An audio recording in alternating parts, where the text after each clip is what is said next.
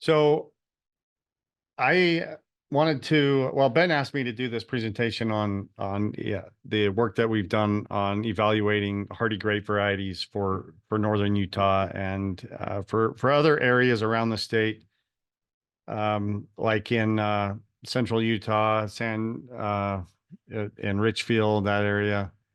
For those of you tuning in from there, some of these will probably work. I know that there are some grape varieties that grow there, but we just haven't really pinned down the growing season length required for those. So hopefully this will apply to most everybody on there to some extent. But really, what we what we did and is that we wanted to put in a grape trial that where we could evaluate a lot of the hardy hybrid grapes that have been coming out over the last few decades. We haven't really done much work with that here in Utah. There is there's a demonstration vineyard up at the Kaysville Botanical Center, the USU Botanical Center in Kaysville. But it wasn't a replicated trial, just one variety of about 40 different, or one plant of about 40 different varieties of grapes. So we want to do a replicated trial to where we could evaluate things a little bit more. And the rationale for that really was because there's just been a lot of interest in grapes for Utah, a lot of interest in those as a specialty crop, and also a lot of interest in winemaking, wine grapes, not just from a homeowner's perspective, but from a commercial perspective as well. So looking at both wine, table and juice, all of those, and then of course other things too, like raisins and preserves and things. But it's a crop with limited acreage in Utah, potential for small producers for sure. The vineyards are something you can put in without a lot of space, and you can get a sizable harvest, a usable harvest off of a small area. And really what we kind of are moving towards focusing on is more like growers market sales, farmers market sales. And there's lots of cultivars available, but not all of them have been tested here. So, and we certainly haven't tested all of them. There's so many, but we took a pretty wide swath across different types of grapes from different breeding programs to get what we have currently in our trial. And so what we wanted to do was evaluate winter survival in the northern Utah climate, zones 5 to 7. There are grapes that are hardier than zone 5, but the trick to growing those is finding like a zone 4 that has a long enough growing season to ripen the grapes. So that can be a little trickier for sure. We wanted to also determine the fruit yield potential. So how much fruit are we getting per plant, and what does that translate into estimated yield per acre? We also wanted to determine the relative harvest windows. A lot of people that I talk to, at least the homeowners especially that are growing grapes, a lot of them are growing Concord or other varieties too, and a lot of times they're under the misconception that those grapes don't get harvested until after we've had a frost in October. And the reality is that by that point in time, they're already on the downhill side. The fruit quality has diminished substantially by the time we get to a killing frost. And so we have kind of identified three main windows for different varieties of grapes. And then we wanted to look and see what kind of pests and diseases are we going to get just having them out there. So hang on, I got to get my, whoops. So grapes are really divided into some major categories based on their genetics or their lineage. So the classic grape lineage that we're probably mostly familiar with hearing is the vinifera grapes, the European grape. And the characteristics of these are that they're generally not that hardy. So they're native to regions of the world with much more moderate climates than what we have in Utah. And that's why you see them grown in California and Washington and Oregon and in Arizona, and a lot of these places with very mild winters. And so this is your Thompson seedless and your Zinfandels and your Chardonnays and your Rieslings. And those are great. And there are some hardier um, vinifera grapes that may work in some parts of northern Utah, but that's not really what we're looking at. Then there's the Labrusca types, and these are American bunch grapes. North America is home to a wide range of species of Vitis plants, grapes. And this is one major group here, the Labruscas, that is used a lot in breeding programs and also just as an American grape straight across with different cultivars available, like Concord, that we're pretty familiar with, Delaware, Himrod, Niagara, some that have been around a long time. These are very winter hardy, but they have a undesirable characteristic for table grapes, particularly in that they have a slip skin. So that means the skin separates from the flesh and is a little bit harder to chew, where with the vinifera grapes, the skin adheres to the flesh very crisply. So they're a little bit easier to eat that way. And then we have the hybrids, and the hybrids themselves as a group are lots of subcategories in this, but just to keep it simple, I'll just mention the French American hybrids, and this is kind of a loose gray area too. But this is basically where breeders have taken the vinifera grapes and crossed them with one or more American grape species. So Vitis labrusca, Vitis riparia, for example, are pretty common there. And the idea here is to increase hardiness in the offspring, which it typically does. Also offers disease and insect resistance, particularly to the vinifera grapes, because vinifera grapes are so susceptible to things like powdery mildew and phylloxera, which is an insect pest. That's very, very devastating. And so we also end up with a mix of characteristics between the two groups, or the two main species here. Some are slip skin, some are cling skin. Usually if they're selected by breeders as a table grape, they're a cling skin where the skin does not separate easily from the flesh. And then the slip skin, if they're used for wine grapes, they don't really care too much if it's slip skin or cling skin for wine or juice. So here we have some older varieties like Reliance and Candidus, but then some newer players like Jupiter and Valiant, and Vanessa is a pretty old one as well, a nice pink table grape. So why are they called the French American hybrids? Well, when trade between England, or Europe and the United States in the 1800s began to be pretty substantial, diseases that from North America were introduced to Europe, particularly powdery mildew, and almost completely eliminated the wine grape production in Europe, because vinifera had such little resistance to the American powdery mildew.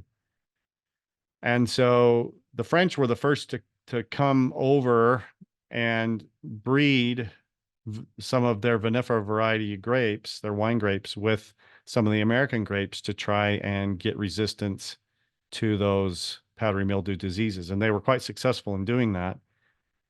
And so that's how this group generally got the name, the French American hybrids. There are lots of hybrids now. There's hybrids with just different American species and little to no vinifera species in them. So it's really taken off, and there's a lot of interest in this, particularly from a sustainability issue. There's kind of the idea that in 50 years, most of the wine growing regions will probably have switched over their grapes to grapes that are a lot more disease resistant and require a lot less pesticide inputs, because the current program for grape disease management is generally becoming unsustainable. So there's a lot of interest in hybrid grapes for wine, as well as for table grapes. And then we take it a little bit further and look at these hardy, or these what are called hybrid wine grapes, for example. And these are non-vinifera vines. Some have vinifera genetics, some don't have very much of that. For a long time, they've been considered the black sheep of wine. And again, there's lots of different grape species that are involved: Labrusca, Riparia, Rupestris, Estivalis. but they're used heavily in breeding programs with wine grapes to try and get their desirable hardiness and disease resistance and pest resistance characteristics built into the good flavors that the vinifera grapes often impart and why they're so desirable for wine grapes. But they can also make good wines. It's just a lot of that's dependent on marketing. And we're starting to see now in the different periodicals and publications that come out in the wine industry about this. There is definitely a growing interest, pun intended, in hybrid wines. So they can be very, very good. So there's lots of examples of these that are coming out of breeding programs in the United States and Canada. Minnesota has been a long time been breeding hardy hybrid wine grapes.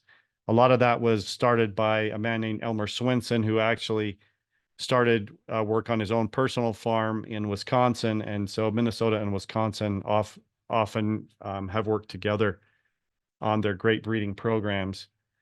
And then we have a breeding program at Cornell that is very active right now and putting out a lot of new ones. They've got a new one came out in 2014 called Aromella, and that one's showing a lot of promise for us here. In fact, I've got an event that I'm putting together for some wine grape growers in southern Utah where they're going to be tasting wine made from this grape, and hopefully it'll convince some of them that hybrid wine grapes are okay. And then we have breeding programs in Arkansas, and Arkansas has come out with a whole slug of both table and wine grapes over the last couple of decades. And you wouldn't think that they're that hardy, but most of the grapes coming out of Arkansas are hardy to zone 5. And they do evaluate them in colder parts of the state so that they can determine their relative hardiness. So there's quite a bit of work going on here. There's some other universities as well along the eastern half of Canada, for example, that are doing work with hybrid hardy wine grapes as well. So what we did was I partnered with Thanksgiving Point Institute, and we replaced all the grapes that were growing around the show barn, which is on the main campus by the farm country. And collectively, it's a half an acre with some signage that we put up to talk about what we were doing. And we signed each plant. So people can go there and see there's no charge to get in and see this. And then we built the trellis. We basically had to come up with what we just considered a general purpose trellis system. So a lot of grapes are known to grow on certain types of trellises to produce the best fruit. Unfortunately, the way that we had to design the trial, we couldn't just pick a trellis system that was good for any particular grape. So we just kind of put in a general purpose system, which is basically called the bilateral cordon system. So the top wire is almost 6 feet, hides about 5 feet off the ground with 8 feet between plants and 9 feet spacing between rows. 8 to 9 feet between rows with an irrigation pipe on the low wire. So there's where we put it if you're familiar with Thanksgiving Point. But we have between 18 and 14 plants of each cultivar and distributed around these 4 areas around the barn. We got ordered of these all bare root, except for 2 varieties. We were able to get cuttings from, so we rooted them ourselves and added them to the trial a year later. But we got most of the vines from AA Vineyard in New York, which is really a leading supplier of hardy hybrid grapes for the commercial industry in the eastern United States. So all of our grapes are on their own roots. We don't have any grafted grapevines, and that's pretty normal for grapes that have a lot of American grape genetics in them, because the American grapes tend to be very resistant to the phylloxera insect, which is why they graft the European grapes. So European grapes in wine producing regions in California, for example, are all grafted onto some sort of American rootstock for the resistance in this phylloxera, which is basically an aphid that feeds on the root systems. So we currently have, I think, 21 cultivars in the trial because we've added some recently. And what we found right off was that we did have trouble with some of the varieties surviving, and it wasn't really winter survival that was the issue. It seemed to be root diseases, probably coming from the clay loam soils that we have available to us in a lot of our area, but where these grapes are growing in particular. And so we saw plants like this Swenson Red that would succumb to root diseases during the growing season. And we particularly have had most of the iron chlorosis problems and these kind of sudden death problems with the varieties that have come out of the Wisconsin or Minnesota breeding programs. And I think it's just the genetics that are involved with that just aren't tolerant at all to our clay soils. So as I mentioned before, we gathered data the average harvest date, and we did our crop load range. So looking at how much we've harvested per plant at the high end, the low end, and then the average, and then the estimated average yields per acre in a given year. How big the fruit is, and you can see from the fruit size and the grams per berry over here that fruit size varies widely. That's very normal. You have some grapes like Alden, which is a very large grape, weighing over 4 grams, and then you have Frontenac, which is a wine grape, which is very, very small, and that's also pretty typical for wine grapes. Lacrosse is another wine grape here, and it's also very small. And then we also measured the sugar content, and that's really kind of our gauge as to when they're ripe is when they start to sugar up. So we use a refractometer to measure Brix, and we really just kind of walk through the vineyard and taste and kind of get that feel for when the sugars and the acids are in a good balance, and that's when we decide to pick. And so looking at the average harvest date here, you can kind of see we generally have grouped it into roughly three windows of harvest. We have the early window, which is usually right around the end of August to the 1st of September. And then we have another one towards the end of September, and that's usually just Concord because it's a much later grape. And then we have a middle harvest that's usually about 2 to 3 weeks after September 1st. So somewhere in the middle of September. So a lot of these, even if they're earlier season, we're finding, at least it seems that a lot of the season seems to be compressed down pretty close together. Within about 6 weeks, everything's harvested. And it's probably just because of the way our growing season ends.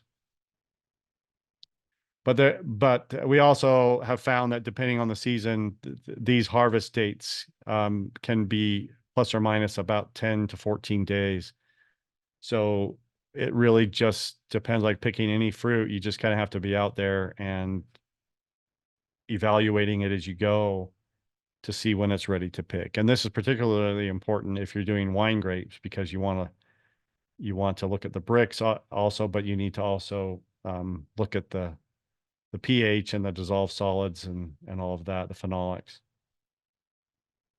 So the publication we made on this was all published data now. Evaluation of cold hardy grapes on the Wasatch Front. So it kind of gives all this, the parameters of the trial, and then all of the data that we've had collected, summarized in this table or on this document. So in summary of that, our top producers as far as seedless table grapes, by far was the variety Marquis, which is an older variety, which has been grown here a lot. It's done well for us. It's the one on the right in the picture. We're averaging about 31 pounds per plant, and the fruit is quite large. So they make good raisins. It also makes a nice white grape juice, as well as it's good for just fresh eating the way that it is. Himrod is also another white seedless grape, 24 pounds on average per plant there. And then Jupiter, which was really kind of the standout performer. I really didn't expect a lot from the Arkansas grapes, just because they have a quite different growing conditions than we have. It's very humid there and a much longer growing season. And Jupiter has done excellent, as well as a lot of the other grapes like Faith and Hope and Mars that I don't have in my trial, but that we have grown up in Kaysville, have all done well for us along the Wasatch Front. The reason I chose Jupiter out of the Arkansas trial was it's supposed to be the hardiest of their seedless table grapes that have come out of the Arkansas program. And so I thought I'd start with that, and then we could go from there and look at some of the other ones. So, but it's easily hardy to zone 5. I have had it damaged quite heavily by early fall frosts, but it also that those fall frosts also damage the fruit trees and stuff. And so I don't think it's really particularly any more susceptible to those kind of problems, or prone to them any more than most of our fruit trees. And overall, Marquis and Himrod really are good replacements for Thompson seedless, as they are a lot more winter hardy and more productive. So I do have Thompson seedless in the trial. It's actually done fine in the trial. We did, to as far as we know, we haven't lost any due to cold damage, even though it is a vinifera grape and native to much warmer areas. But these American varieties, these hybrids, are actually much more productive than the Thompson is in our area. But as far as taste and overall flavor goes, so far the kind of the standout audience favorite is Jupiter. It does have more of that strong flavor reminiscent of Concord, which a lot of people like. But it also has a little bit more of that just kind of grapey flavor without being too heavy.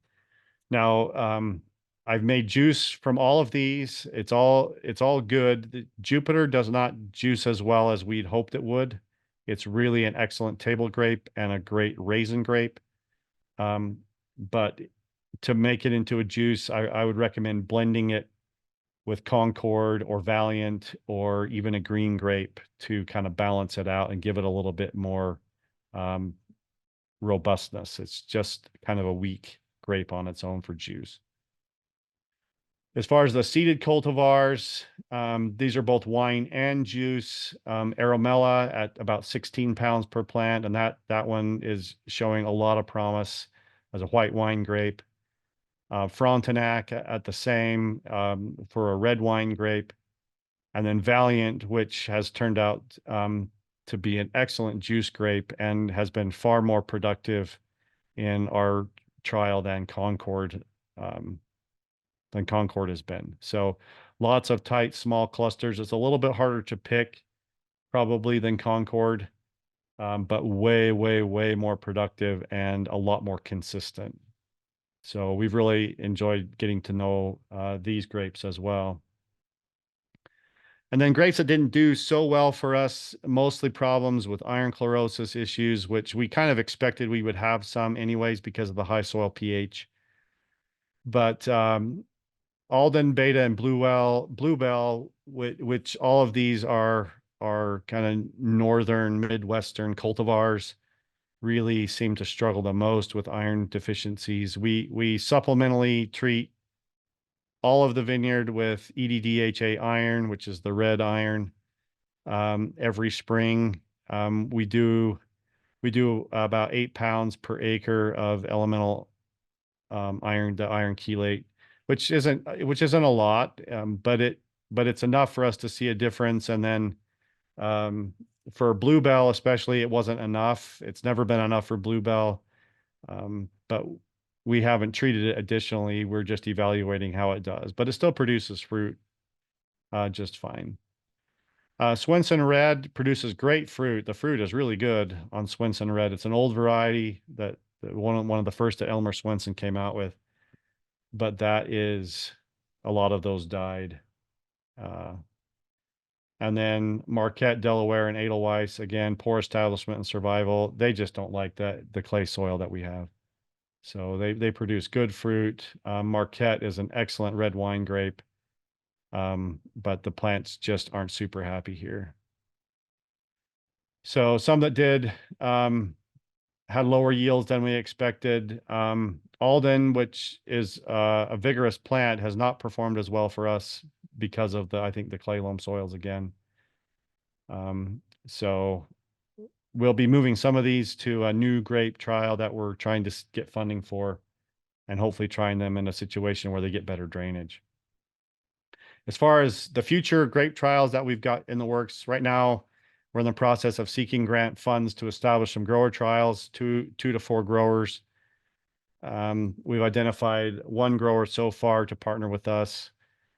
And basically we're looking to put selections of several different varieties of both wine and table grapes and juice grapes on the property and evaluate them for market sales and customer favorites and those kinds of things. So, and we definitely want to increase the hybrid wine grape evaluations as well. There's just been a lot of interest in wine grapes for our area. So we're going to move forward with evaluating more of those as well. So I know there's a few more slides that talks about disease. I don't have time to get into those. They're in the notes if you can download the notes. But I think I might have a minute or two for some questions. Hey, Mike, we had one question that came in. It says, have you considered using grafted plants with an alkaline soil tolerant rootstock under Marquette or one of the others that are prone to the chlorosis? No, we haven't, because the trial was not about evaluating. We wanted to keep them all in their own roots for the sake of consistency, because that's not really what we were evaluating. And to be honest, I don't have any plans at all to work with grafted plants. Okay.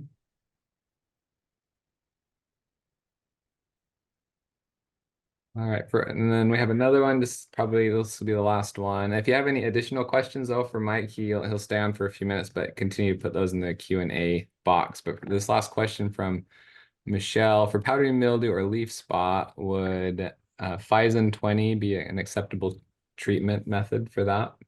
Are you familiar with that? I don't know if you're familiar with that one or not. Yeah. Anything. There's lots that are available to treat powdery mildew on grapes. Really, Phison 20 should work fine as long as it's labeled for grapes. I haven't sprayed for powdery mildew for a long time, so I'm not sure what the current label is on Phison 20. But yeah, our biggest problem that we've sprayed for is leafhopper. So that's an insect pest. That's been our biggest problem, and birds.